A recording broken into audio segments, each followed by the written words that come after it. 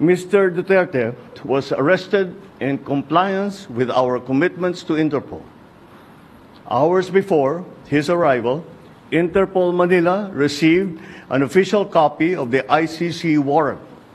This prompted the Prosecutor General of the Department of Justice to serve the warrant. Matatandaan na nitong nakaraang Martes ay kinumpirma ng Malacanang na nasa kustodya na ng mga otoridad si dating Pangulong Rodrigo Duterte matapos maaresto dahil sa mga krimen laban sa sangkatauhan. Sa isang pahayag, sinabi ng Presidential Communication Office na pagkarating ng dating Pangulo sa Maynila, inihain ng isang Prosecutor General mula sa International Criminal Court o ICC ang warrant of arrest kay Duterte. Martes ng madaling araw, ika-11 ng Marso, natanggap ng Interpol Manila ang opisyal na kopya ng warrant of arrest mula sa International Criminal Court o ICC. Pagdating ni Duterte galing Hong Kong, inihain ng Prosecutor General ang ICC notification para sa isang arrest warrant sa dating Pangulo para sa krimen laban sa sangkatauhan. Bumalik sa bansa si Duterte nitong Martes ng umaga matapos mamalagi sa Hong Kong. Dumating si Duterte sa Ninoy Aquino International Airport Terminal 3 sakay ng CX-907 pasada 9 ng umaga. Habang nasa eroplano, narinig si Duterte na sinabing, "You will just have to kill me. Kung hindi ako papayag, kakampi ka dyan sa mga puti."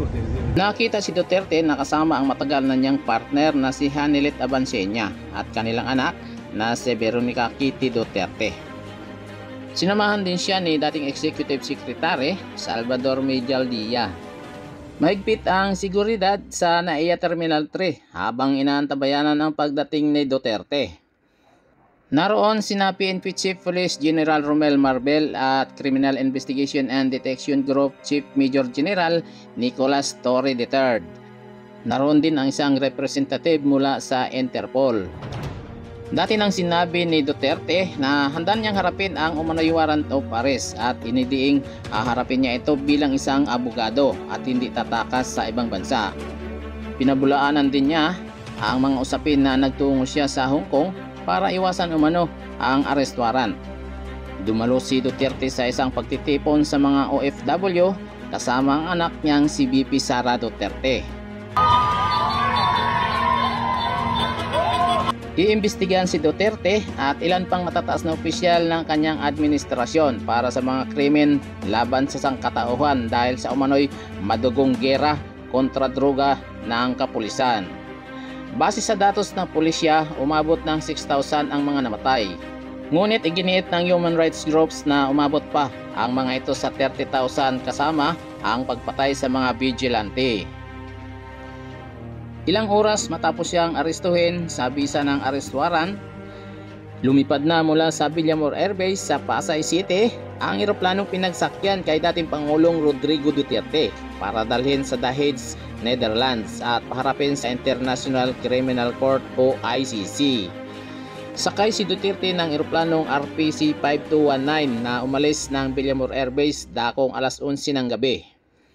Matapos na dalhin si Duterte sa Villamor Air Base nitong Martes ng umaga, dumagsa sa lugar ang mga taga-suporta ng dating Pangulo at nandoon din si VP Sara Duterte na hindi umano pinayagan ng mga nagbabantay na pulis na makapasok sa loob ang BC. Sinabi ni VP Sara na kaagad din siyang susunod sa The Hague, Netherlands kasama ang kanilang abogado. Tinawag niyang insulto sa mga Pilipino ang ginawa ng gobyerno na isuko ang kanyang ama para sa mga dayuhan. Samantala, sa isang talumpati ni US President Donald Trump, sinabi nitong walang jurisdiksyon ang ICC para arestuhin ang dating Pangulong Rodrigo Duterte. The ICC has no jurisdiction, violating all principles of justice, fairness, never surrender America's sovereignty. Ano ang masasabi mo sa pangyayaring ito? Para sa inyong mga reaksyon, mag-iwan lamang ng komento sa ibaba ng video ito. At para manatiling updated sa atin pang mga susunod na upload, siguraduhin mag-subscribe. I-like na rin ang ating mga videos bilang suporta.